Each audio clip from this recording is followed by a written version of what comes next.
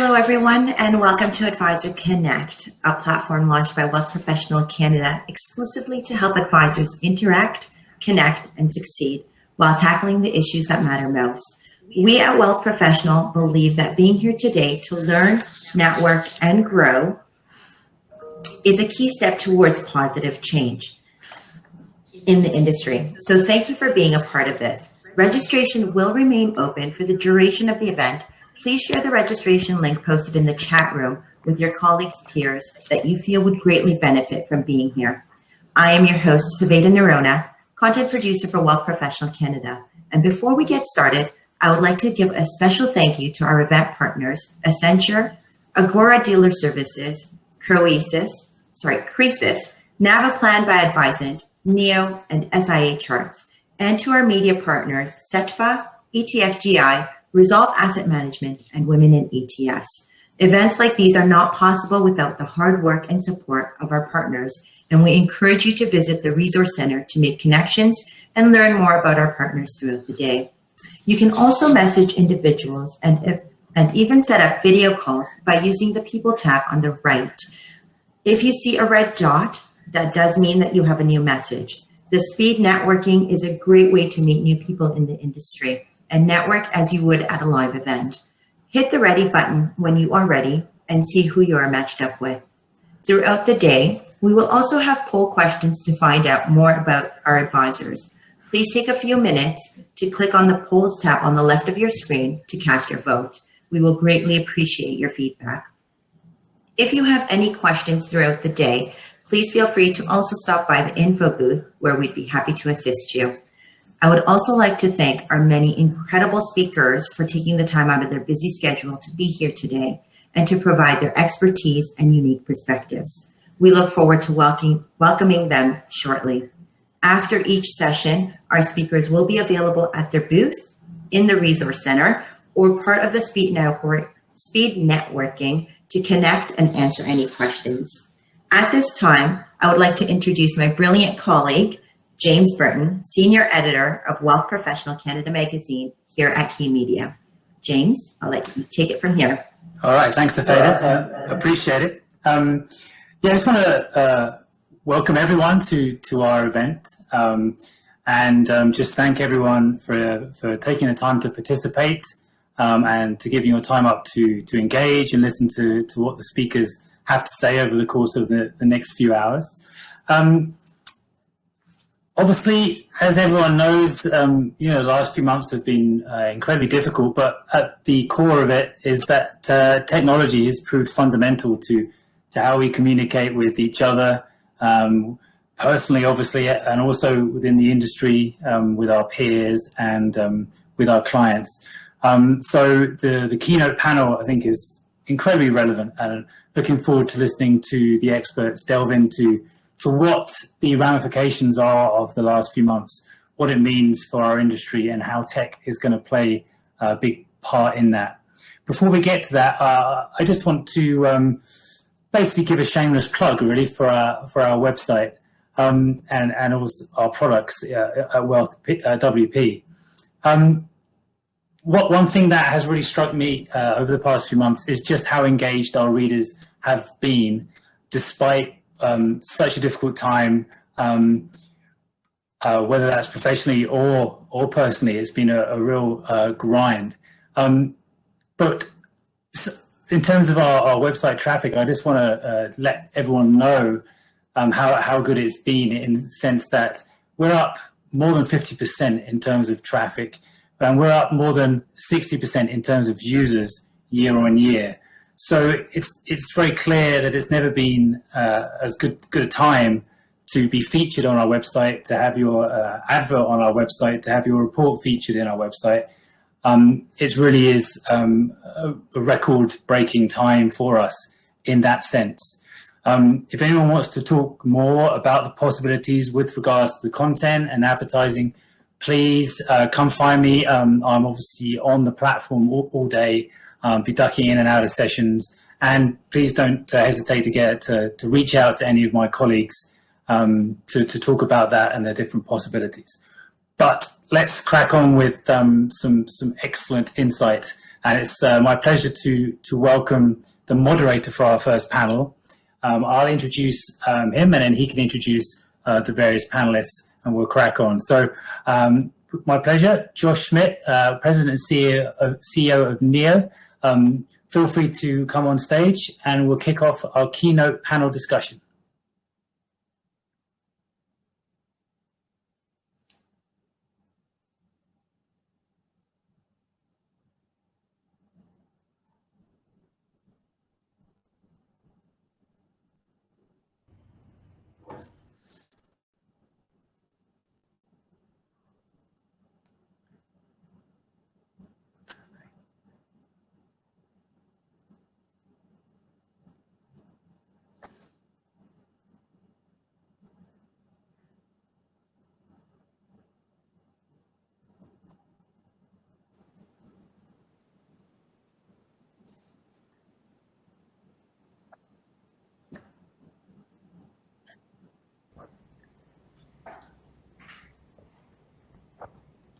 Hello, everyone there?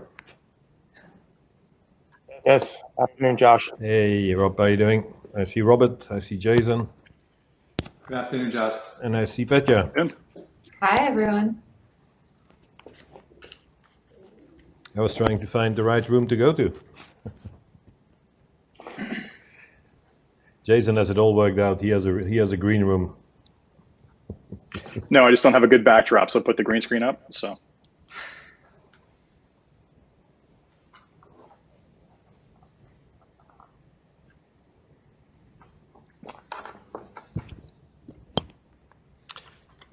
Is the sound good? Yes. Yep, I don't create any feedback this time. Perfect.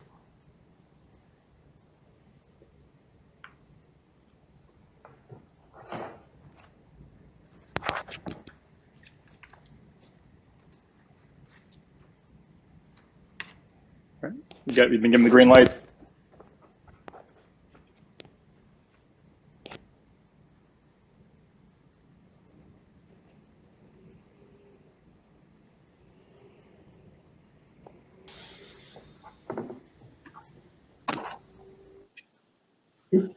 Josh, take it away. You are ready to begin. Perfect. Thank you very much, Savaida, and good afternoon to everyone, and welcome to this panel discussion. I got 4 wonderful panelists here with me, and I will ask them to do a quick introduction of themselves. 1 minute, a couple of bullet points, starting with you, Petya. Great. Thanks so much, Josh, and everyone for joining us today. I'm Petya. I'm the Fintech Ecosystem Lead at Mars. For those of you who aren't familiar, Mars is an innovation hub in downtown Toronto, and Fintech is one of our areas of focus, and my role is to connect our startups to each other and to the wider ecosystem. So I'm really excited to be here today with everyone to talk Fintech Trends. Thank you, Petya. Robert, and our rule is going to be Robert for Robert DiLorio and Rob for Robert Smuck. Robert. Thanks, Josh. I'm Rob Diorio, Robert Diorio. I'm a lead portfolio manager for my team at RBC Dominion Securities in Montreal. We have we are focused on tech, especially tech entrepreneurs, but also tech in the way we provide advice to our clients. Been in the business for over 20 years and hope to shed some light on the interesting topics today. Thank you. I'm hearing an echo, Josh. Can you tell me if that's okay? No, your sound is very good. I hear you very well. Rob Smuck, Okay. Agora. Great. Good afternoon, everyone. Robert Smuck, President of Agora Dealer Services. And in the quick snapshot, we are really bringing in a new online wealth management office to the independent channel. I'm looking forward to the conversation today on how technology can enhance the life of the investors and also the life of the advisors within the Canadian industry. Excellent. And finishing with you, Jason. Yes, hi, I'm Jason Pereira. I am an independent financial planner out of Toronto. And in addition to that, I hold board positions with a number of associations, including the Financial Planning Association of Canada and the IFP. And most certainly I'm here because essentially I am also one of probably the financial or fintech experts in the country, hosting a podcast known as Fintech Impact, which is one of the top ranked podcasts on the subject in the world. Thank you, Jason. And as said, great to have you all on board. We're going to talk about technology and the future of advice. It's a world that is going through a lot of change, a lot of disruption, and I think even getting accelerated with what is happening today with the pandemic. But let's start maybe with a softball and ask Petya, you know, in your role, I think you see a lot of what's happening in the fintech world. What are the big trends? What are the big highlights that you see when it comes to the advisory world? Yeah, thanks. So I'm going to talk fintech trends broadly, and some of that will be applicable to advisors as well. So I think, as you said, it's really been an accelerated shift to digital, and COVID has really pushed forward a trend that was already rolling over the last couple of years. So some of that means really a move to serving people digitally. So we've seen the companies that deal with remote ID verification or know your customer, that deal with chatbots and customer self-service tools, have actually seen a boost because they're seeing a real push to get digital faster. That also means that for lots of the larger enterprises, they're trying to digitize and make more efficient their back office functions. Some of you may have seen the Sites, which is a great Canadian startup that does sort of automation around lending and back office functions for lending, have been working with US community banks to deliver some of the programs that they are sort of rolling out to support people through COVID. That's part of digitizing the back office to make it more efficient. Lots of interest in new marketing tools. So whether that's helping people advertise through LinkedIn, helping people reach out digitally, making that digital content more engaging, because there's so much competition for attention now that everything is virtual, kind of people have to up their game. And I think no surprise from the consumer side that there's much more openness to non-traditional financial service providers. So I think Wealthsimple will be part of the discussion today. There's also Coco for prepaid credit cards, and this new world where people are willing to invest trust in newer companies that don't have that 100-year heritage but that offer a really special value proposition. That's happening as well. And then there's an awful lot of, as the rest of the economy is changing, the financial institutions have to run to keep up. So as we're moving towards autonomous vehicles or shared vehicles, then what happens with auto insurance? As 5G is coming out, then how does this adoption of new technology mean that people's financial lives are changing? So the financial system, I think, always reflects what's happening in the wider economy, and so banks and financial institutions are struggling to keep up. And I think for advisors, as we're going to hear today, that means a lot of challenges to the way business happens, but I think a lot of really great opportunities to sort of think about how to digitize parts of your work that are a little repetitive, and then really focus on the value add and deepen your customer experience and your customer engagements. Petya, that's a pretty wide and broad overview. So probably continue a little bit on that line before we move to the advisors themselves and ask Rob to share a bit of his thoughts. Like you are a solution provider in that space. You're coming with digital solution for mutual fund dealers and their advisors. So where are you coming from, and how do you see things moving forward? Thanks, Josh. I mean, I think Petya did an amazing job trying to cover almost the entire market and all the potential changes that technology can make in about 120 seconds. So congratulations, because you pretty much covered everything that I thought I might have tried to say. I'll put two additional parts of this together. First is everything Petya talked about has data within it. So it's the data and the analytics, and it's how you bring that together. So I think it's great that we've got a lot of new startups and new tools. I think it's fantastic that we're starting to see some greater digitization of the back offices. But what we now need to do is figure out, how do we get that data to be easily shared across systems that originally weren't built to share the data in an easy, efficient, and with the right economics. So I'd say that that's kind of maybe a bit of a challenge we may still have in front of us. And then the second part that we're seeing is we really need to be flexible. All the technologies need to be incredibly flexible, because advisors are going to have clients that want to deal with them differently. There is no one size fits all. We're still going to have people that are going to be comfortable with paper and pen. And we still need to be able to figure, how do we allow the advisor to be able to work everything from the gamut of facial recognition to maybe the more simplistic of just simple e-signatures. And so we've got to be able to build the technology that can attach and integrate very easily and not just do a one-size-fits-all type model. Thanks for those points, Robert. And I think you raise a very interesting item, which is the entire item of integration, because I can see technologies playing a key role, but I also see still a lot of infrastructure that is there, that is being used by the advisors, by the dealer community, and where you need to ensure that all that new technology integrates with it. But let's continue on the thought of change and the thought of new technologies. And Jason, to you, a lot of change coming, to the advisors world. How do you see that impacting your role and your business? And let's ask the question. You may be an expert, but are you ready? I'm not going to joke about how ready I've been for years now, but the reality is this, okay? And we get caught up in computer and digital technology as being like this big different paradigm. The reality is that technology is just a bunch of tools, right? Going back to when advisors were using the telephone, if there were advisors back then, right? The reality is we're just adapting to the changing technology that continuously evolves around us. And it's not going to stop today. It's not going to stop in the next 20 years. We have to continuously improve. Now, we may have gotten into a rut of an old paradigm of basically dealing with antiquated technologies like pen and paper.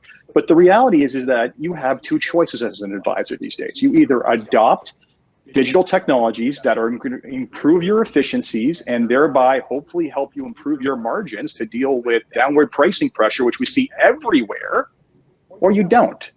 And you're going to suffer for it. And guys that do basically make these changes are going to start to undercut you with better value, better service, and lower price. Like, there is no difference between this industry and every other industry known to man. The reality is we all face the same technological pressures, the same pricing pressures. And if anything, the only thing that makes us different is that because we're so disaggregated in terms of the number of people involved and how many people get to make decisions in their own individual practices, that you don't see a all omnipotent force of a large enterprise CEO forcing down change and insisting on it, right? We're all left to our own devices, which is probably why we're lagging so far behind. But the message, quite frankly, from this panel should frankly be evolve or die.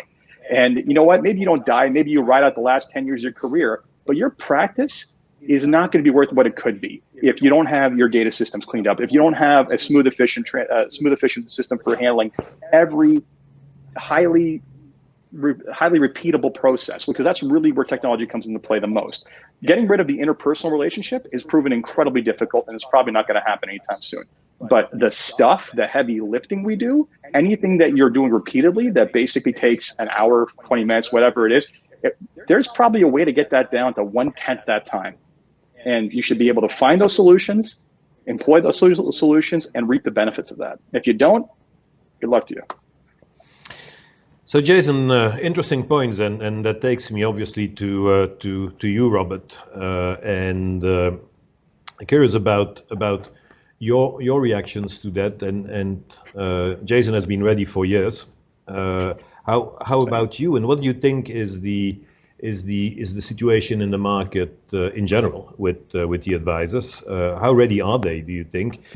And how is it for someone like you, who's part of a larger bank dealer group, to cope with all of that change? Like, we all know that larger institutions usually are a little bit slower at moving on change and technology. So curious about your view on your experience, the market overall, and then how does it work in a large institution? And it's not really about your bank, it's about any bank dealer or any large financial group in this space. Thanks, Josh. Yes, thanks, Josh. So saying that they're slow to move is an understatement. The institutions, that is. So Katya, perfect kind of overview of everything, and then Rob comes in and talks about at the dealer level, and of course Jason talks about the tools. So I'm going to talk about kind of how to apply all that. So being the private client portfolio manager, and being part of a big bank, how do I run things in a way that's different? So I always go back to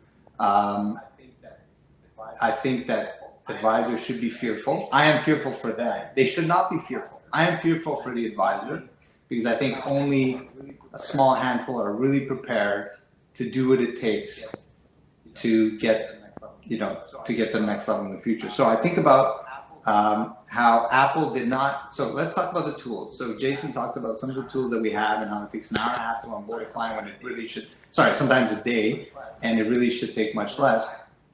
Well, in fact, I'm gonna say that the tools are great, but the arms race that the banks tend to be in is not the solution. I think bringing the human side is the solution. So how do you deliver a human feel, kind of like Apple did with their iPhone, because it was an inferior product, but they were able to create an ecosystem, ease of use, and that's the advisor's role, is to bridge the gap between the tools and what the clients need to know and see and the feel of it all, because technology is scary. And clearly the banks have not figured it out yet how to do that. They spent a ton of money and we still don't see a ton of results. So I think the key is, how do you make that human? How do you make that human, the interaction with technology and with financial services and bringing together everything we just said? That's something that must be done, obviously, at a grander scale, and I think that's where companies like Wealthsimple have figured things out better than most. And they've hired people outside of the industry, let's call it non-financial people, to help with their marketing, to help convey the message, because the average client doesn't understand tech talk; they understand real life issues. So and we'll talk about how humans are flawed in the next, I guess, when it's my turn to talk next. But that's another, emotional side of the business, which has already been removed to a certain extent with ETFs. So Rob, as a solution provider in this space, and I don't say you did, but do you think anyone has yet figured out the way to bridge that gap between the technology and all the tools that are there and that human touch that Robert is talking about? Define there. It's a destination. It's a journey. It's a journey, not a destination. It's always going to continuously evolve, right? So we can compare people's practices one to another. And yeah, someone is utilizing the tool set better to deliver the human touch better. But if they don't adapt that over time, they're going to start looking long in the tooth with their approach. So I think we can't confuse getting there. There is no there. There's just a process. Basically, I would agree with Jason that I think there's a lot of advisors that have found a place where they are really comfortable today. And as they see new technology that's going to be able to either improve the client engagement or improve their efficiencies, they're going to continue to adopt that technology. The question is the technology affordable for the average advisor? Jason, I'll put a quick plug for you. Jason put a good article in the last few weeks around the number of households that a financial advisor can really manage effectively. And so I look at that and say, yeah, we can automate things, we can make them more efficient, but it's still an aspect of being able to spend time getting to know and understanding your clients. So great, we can take the onboarding from whether it's a day or an hour to minutes. That's fantastic. Is it affordable? Because Jason, within that article, you talk about the financial advisor and the grids and everything like that, and how much money are they really making? Can they afford it? So to me, I think there's a lot of technology there. I would agree with Jason on people are using it in different ways and people are using it at their level of comfort. And I think that we need to make sure that we figure out how to get more technology at the level of cost effectiveness. So that takes me back to a couple of names that were used earlier, who are very good at coming with technology and in a very cost-effective way. The Googles, the Apples, and then we talked about Wealthsimple. Robert, are they going to eat your lunch? So the answer is they should, but there's no reason why the advisor shouldn't have their role. So I mentioned before humans are flawed, and I said that for two reasons. I said that on the emotional side of things, humans make emotional decisions. There's nothing you can do about that. The ones that are capable of making less emotional decisions usually get further along the plan, if you're talking financial, than the ones that do. And the last 3 months was a perfect example. If you made an emotional decision, you hurt yourself very badly. So that's one. So the fact that the tools that a Wealthsimple brings to the table removes that emotional decision is, number one, fantastic. But why I think they've already started to disrupt, and they will do more. And I by the way, I fully believe in them, and I hope they do, is that people need to understand why they're doing what they're doing. So the link between planning, and Jason's going to like this because he talks about a lot in his podcast, which, by the way, if you have not listened to his podcast, I'm going to plug your podcast. Check some mail. It's awesome. It's the Fintech Impact podcast with Jason Pereira. He's done a ton of them. He does them on a regular basis. And so I was talking about the connection between planning and actual, advice, and seeing that live, versus, let's call it documents on a desk or written plans that are not virtual. So that's the difference. Is Wealthsimple has managed to make it a story, managed to make it a belief, a why, a clear why, which will steal the term from Simon Sinek, is very essential to success, anyone's success. And there's a clear why, and we know why we're doing this, and why we're saving monthly, and why we're unemotional about the investing, and the narrative that goes with it, what Jason talks about all the time. That's where you have success. So yes, they will steal some of our lunch. There will always be, the PM needed, the high level planner needed, but it could be alongside the Wealthsimples, and it could be integrated within that sort of thing. And of course, I hope Google makes it a lot better for all of us with their AI, and I hope, Rob talking about data. I mean, all that's going to help us, right? Enable things, 5G, Patil talked about that, I think, so. Is it fair to say that the role of the advisor is evolving with all of this? Because when I listen to what you say, Robert, and this is a bit of a question to everyone, when I listen to what you say, you got technologies that offer a number of what I would call support services. So they make it more efficient, they make it easier, they reduce cost, all great things. I see some technologies then and think about the Wealthsimples of this world that will help you with your portfolio management. So that starts to get really in the heart of the business of what the advisor is doing. Is the role of the advisor based on that evolving? I read an interesting article a couple of days ago saying that is not really where the advisor is necessarily making the difference anymore. It's more about providing financial planning to clients. It's about helping them with estate planning and things of that nature. So curious about your reactions on that. Maybe start with Petya. For sure. I think I'm going to leave some of the others to talk about the advisors. I think what I'm going to, because they have deeper domain expertise, but I want to talk about an example from an industry that looks a little similar to me, which is legal services. And for a while, I was working with legal tech companies that are using AI and natural language processing to do some of the work that lawyers traditionally do. And there's companies that are doing things like automating patent searches, automating contract review, highlighting key clauses. And so listening to legal firms, there was the same fear of like, oh, shoot, this is part of a core part of how we make our money. We build people for this time. What's going to happen?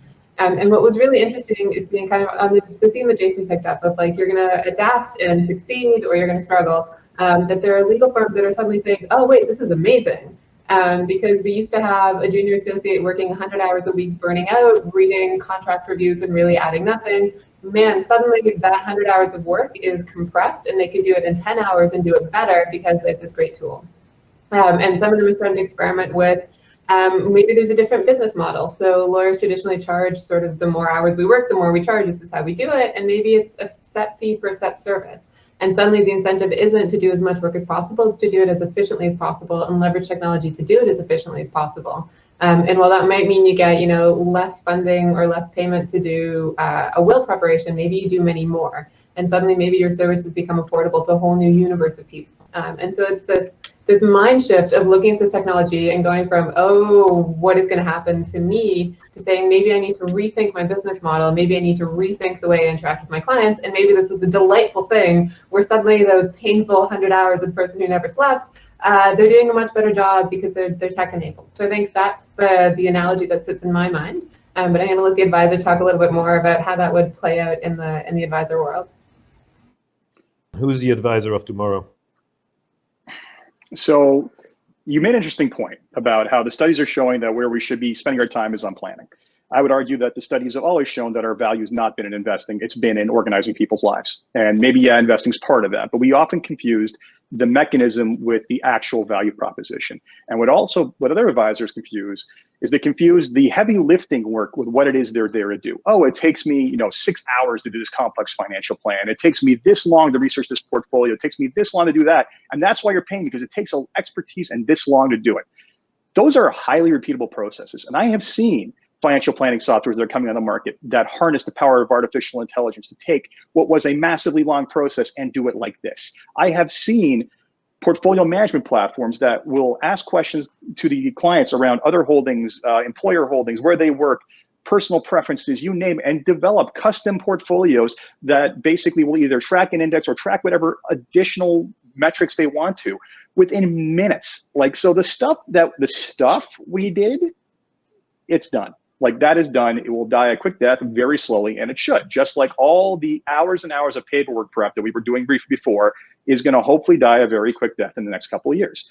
All of that's happening. So then let's ask ourselves, what should the advisors be doing? It's what we should have been doing in the first place, which is where we were adding the most value, which was helping clients through life. I mean, what is the value of an advisor other than getting you what you want out of life? Right. And that with that additional time now that we have, you have two choices. You're either going to take on more clients. And if you read my article, you can see that's the wrong answer, because you're not going to be able to mentally keep straight everything going on.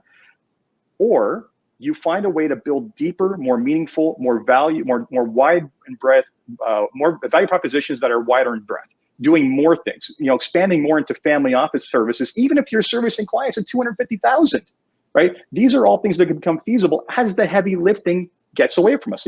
So that's one choice. And the other choice, frankly, the third choice, is you just offer the exact same services at a lower cost and make more money. Right? So the advisor of the future is one who has to also simultaneously be in some way their own CTO, their own advocate for how things need to get done, who needs to figure out how to make a couple of things come together through APIs, which is easy these days, and essentially deliver their services as effectively and value intensive as possible, and expand upon that relationship. What we should have been doing in the first place, instead of doing paperwork. I think you hit the nail on the head, Jason, and it makes me think a little bit about another question for you, Rob. And we've been working, as you know, because that's where we learn to know each other, on enabling all kinds of private products to go on book. And I had some people in my team had some interesting conversations, and I thought about it when Petya was talking about lawyers, where some lawyers said, well, we don't like you doing that. We like to do that ourselves on our spreadsheets and on our paper. And we were going like, you must be kidding me. You want to keep the paperwork, you want to keep the spreadsheets, you want to keep the operational risk, you want to keep the cost, you want to charge your clients more money. And yes, some law firms made that reaction or came with that reaction. So, Rob, question to you. You have a solution. You have a solution that brings a lot of those benefits that technology enables for the advisor. Do you see that type of resistance, or what is the type of resistance that you see? Because we talk about the advisor of tomorrow. My question is probably, how many advisors are ready to be an advisor of tomorrow?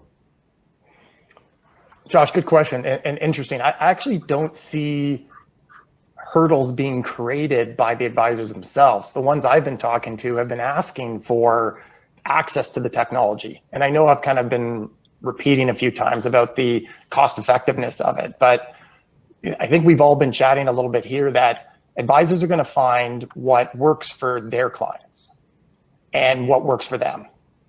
And therefore, I don't see that there's a difficulty for them to leverage some of the new technologies, once again, without the aspect of cost. The only thing that might be is just the hindrance that we all have, which people in general don't like change. So, and then maybe, without pointing any fingers to any organizations, there are some of the larger organizations that are just a little slower to move and adapt to some of the newer technologies. So, almost the question I would ask is, where would we be today if we were having this conversation today and COVID didn't happen? Is digital onboarding as prevalent as it is? Is e-signatures now almost being accepted? Would we be talking about, hey, we really got to figure out a way to get e-signatures into this marketplace? Depends on if we're talking about the insurance industry or not. True. So I think we've got a few things. And then the question is, let's say we do have a vaccine. Let's say that the world kind of goes back to somewhere between the new normal and the old normal. What does that look like? I mean, if we could draw that picture, it'd be like having a lottery ticket, right? We would know exactly what to do. So, Jason, I don't know if you have any thoughts on adding to that. I think you think more advisors actually adapted to the new normal than actually did. The number of ones I talk to are still going into the office every day, still meeting their clients in their office, still in defiance of basic protocols right now because they have not adapted. And even under a crisis, they refuse to adapt. There's a segment that are always going to be like that. But the reality is that every year a new crop of young people come in and they look at everything and they're used to working with this and having everything on demand. And they're saying to themselves, what is wrong with you people? Why is it like this? I can buy a house with an e-signature in a couple of minutes, but for some reason, I can't settle an insurance policy, right? I'm not going to pick on who, but just yesterday, I got an announcement from one of the big insurance companies about how they're finally taking e-signature on certain products. And I sat there, looked at that email, then looked at the calendar, then did the math on how long that decision took, right? So the cat's out of the bag. There's a certain number of us who are never going to go back any other way. I mean, why would anyone want to go into a meeting with a 100-page stack of paper and where you're going to miss, the initial on page 43 somewhere, and you have to go back to the client versus link on DocuSign, click, click, click, click, click, done, back office processing, I never touch it, right? There is a huge segment that is never going to go back to that. The companies that are forced to support this now are going to start seeing the efficiencies and say, that's a big number of people we employ in the back office. They're pushing paper. We may not need them anymore. And they're not going to give up that efficiency. So I think that you're definitely going to always have your laggards. They just pushed up a larger chunk of the population up the adoption curve than would be normally the case. Yeah, I think, Jason, when you look at the point that you make, I think there's two elements that will drive the fact that we will not revert back to the past. And you will always have dinosaurs, but we know what happened to the dinosaurs. But the two things that will not revert us back to the past are, one, organizations that realize that it works and that it is more efficient, less costly, and in fact less risky, and two, client experience. Like when you look at the paperwork that you face with your advisor in the past, and now you do everything indeed via DocuSign, do you want to go back? Do you want to have your advisor come back, or does the advisor want to come back to see you with a pile of paper and you spent an hour signing it and then he forgot something and he comes back next week with the one that no one wants to go back to that. So, Robert, for you, if you look today at that entire community of advisors, in the IROC world, where we talk probably about advisors and associates, about 10,000 people. In the MFDA world, we probably talk about 80,000 people. How many do you think are going to disappear after this revolution? I don't know. I don't have the answer to that. But I think Jason brought up some great points. I hope none of them disappear, but I think that is a false hope. I also know that right now, as Rob said, they're being forced into, using technology because this is now post-COVID, and they have no choice. When 10 years ago, when I sat on the advisory board of our firm and I recommended they switch to DocuSign, they looked at me like I was an alien. And so one of the reasons was because also the regulators, and I know now the regulators, so we do have to give regulators, they have to step up as well, right? So if the regulator doesn't allow it, then the firm is not going to allow it, and of course the back office and so on and so forth, and antiquated systems that don't talk to each other because there's 17 different platforms, which Rob spoke about, instead of one, cloud-based solution for CRM and back office. So clearly that has to all change. But so if we go back to the question, how many are going to exist? Well, the ones that understand how the world works and can evolve, like Jason said, and constantly evolve, because this is not done. We're not even close to being done, right? This is just the beginning. And all we did was accelerate. We were on our way there. Like 5 years from now, maybe 3 years from now, all we did was we compressed them into 3-4 months. So we've all gotten cloud-based. We've all gotten work from home. Jason, you're absolutely right. I have friends, dear friends of mine. I love them, but they still go to the office. They have no idea why they need to go there. Clients can't come into these office buildings, so I don't understand why. So again, it's a human problem. So I said humans are flawed on as investors, but they're also flawed generally in how they act. So we have all of the tools. There's no lack of tools. Now, how do you bring that? How do you use that? How do you change? How do you create? I think our role has to be more than anything. You have to have a belief, number one. So I'm just lucky that I'm known as the team. I run the team with the belief that tech is huge in our lives, and the way we manage is always been tech, and that's kind of how my brand is fine. I'm very lucky, but at the same time, I don't hire people who have been in our industry. I'd rather hire a programmer. Yes, I have a CFA, MBAs that work for me fine, but it's not necessarily the person that's not what we look first. We look for people with skill sets in a new world that we require that to service our clients.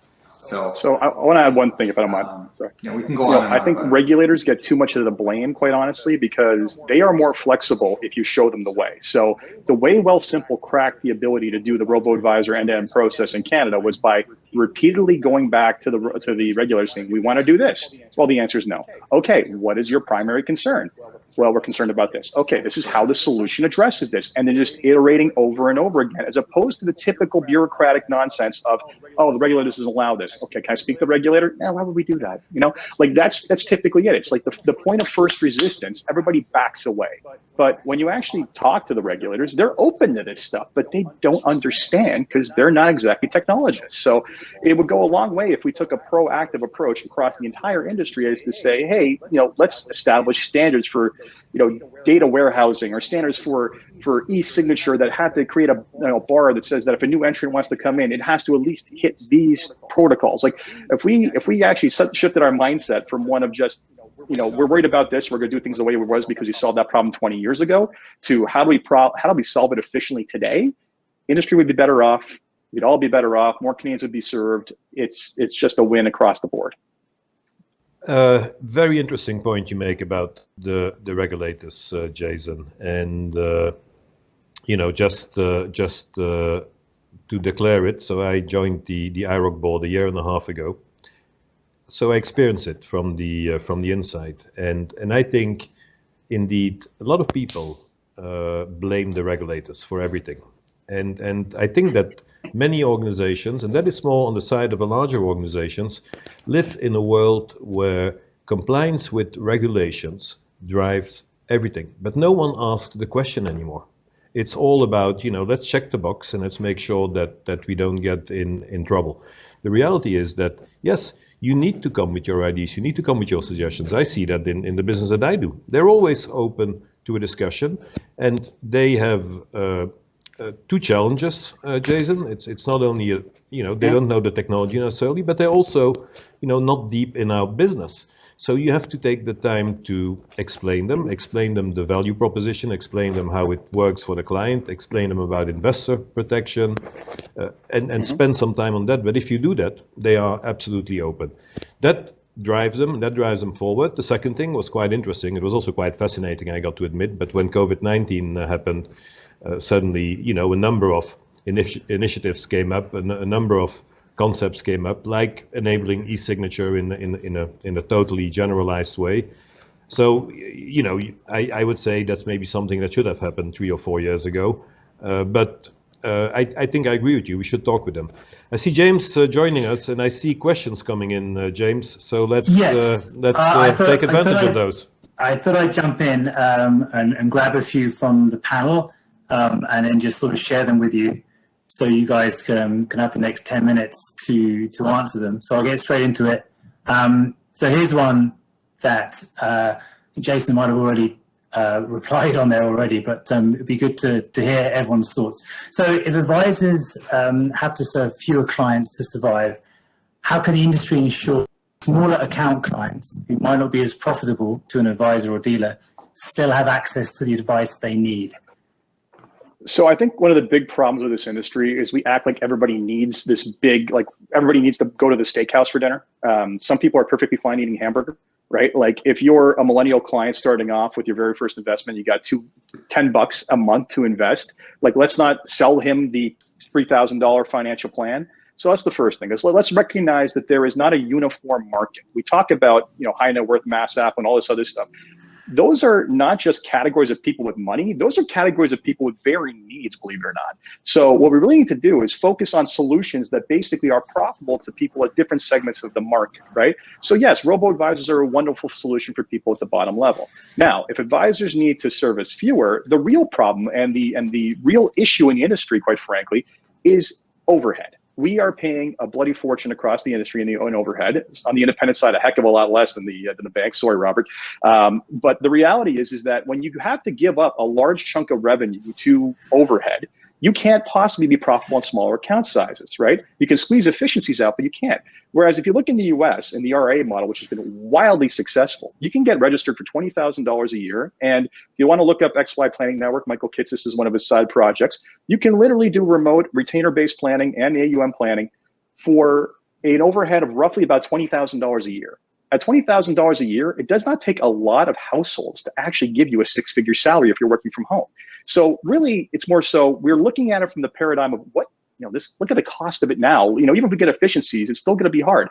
We have to relook at the paradigm and say, no, the only way we're going to solve this problem at the lower end of the market is to make it more cost effective to deploy solutions to that side of the market. Okay, thanks, Jason. I've got one here, which I think is probably directed towards Robert, but anyone can dive in. It's from Stephanie McCann. She says, with a smaller amount of clients and more focus on the smaller amount of clients, will the major banks and credit unions need to move to a fee-based model for financial plans? So I'm a portfolio manager, so I'll speak to what I know. So we have to, we have no choice. We do use a fee-based model. There's no other way. And I believe she's absolutely correct. They will have to move to a fee-based model. By the way, does it still exist? Does the other model still exist? Maybe I missed the memo, but I guess it does. And yes, clearly it should be the way. I have to buy, obviously standards, portfolio management standards. I have to do that. So the answer is yes for me anyway. For the record, financial planners are never free. They're bundled. Sorry, Stephanie McCann. You're bundled with another solution. Free is if I walk down the street, someone on the street gives me something and I give them nothing. Always had a problem with that. So. Okay, here's one. Perhaps Robert or Petje can pick this one up from Christian Battistelli. With the growth of specializations in financial coaching, financial therapy, and life planning, do you think that the advisor of the future will be focused entirely on the emotional aspects of wealth? Seems like a natural progression that we would eventually be able to outsource the technical side to financial planning AI. I mean, I can easily jump in. Go ahead, you take it first. Go ahead and then I'll answer. Yeah, sure. I think as someone who would love to have that kind of support when I'm investing, I would love it. And I think we talked about a little bit about expanding into lots of other services. And so it might be that your advisor really talks to you about the full range of things you need, so that you automate that back end and say, hey, I can use this company to automate generating ETF just for you. I can use this other company to help you manage your full portfolio and all the other things you're investing in. And I'm going to talk to you about understanding your needs and navigating it through. So I think that would be, for me, as a potential customer, a lovely experience. And I would hope for an advisor that that's part of the human connection, part of what you enjoy out of it. And I think one of the other things you can start layering in, as we talked about a little, sort of other things that go beyond financial planning. So there's lots of things where you can say, hey, have you thought about estate planning or will planning? Here's a tool that you can use. Have you thought about educating your children on financial literacy? Here's a tool that you can use. So you become a concierge, almost like a concierge to financial health over the course of someone's lifetime and helping them navigate and handling that emotional component rather than churning through some of the math that computers don't get bored with, if that makes sense. Yeah, I would just add on that too. It's the aspect of flexibility. We have to understand that different people. It has nothing to do with just generations. It's different people want to have a different approach. I'll just talk very quickly. Say, look, my mom is very comfortable with technology, and she's great. She wants a portal. She wants e-signature. She doesn't want pen and paper like Jason talked about, these big piles of stuff. She doesn't want to waste her time. She wants to talk with her advisor about her future and her future plans and how she's going to have enough money for the rest of her life and all of her travel plans. So that's what she wants. But she is not comfortable with facial recognition, with the view that who else is looking at me through this computer at this point, and what else are they able to trap? And then you took all the cybersecurity in the press every single day, and that puts a nervousness. Then I'll talk about my daughter. My daughter, I asked at one point, it was kind of a more simplistic because she's in her teenage years, so it's not like she's investing yet. But I said, when you're going to invest or when you want to get your bank account, what do you want? I'll just ask Siri. That's the future. When you think about outsourcing the technology, just for all the things that you want to know, what's my performance, what's my returns, what kind of investment do I need to make with not investment, how much money is coming in and out, kind of those basic questions and all that kind of stuff and access to it. So the expectation of the next generation is we're just going to ask Siri for all that stuff. Okay. Fantastic. Well, listen, James, before you go to the next question, there's one question I would love to ask everyone. And can I interrupt you? Yeah. Can I interrupt you, Josh, and ask that everyone moves that question and that part of the discussion into the Agora Lounge, and everyone can carry on. And then I just need to flag up. Excellent, thank you. Just need to flag up at 2:00. So people who are interested in those, we have two going on simultaneously.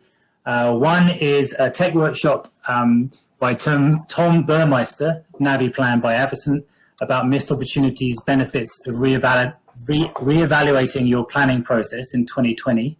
And another workshop entitled The Future of Wealth Advice with Gregory Smith from Accenture. So if you're interested in those, please go click on the sessions tool and find the right workshop. For these guys, please move into the Agora Lounge, and Josh will carry on the discussion with his next question. All right, many thanks. Thank you. Thank you.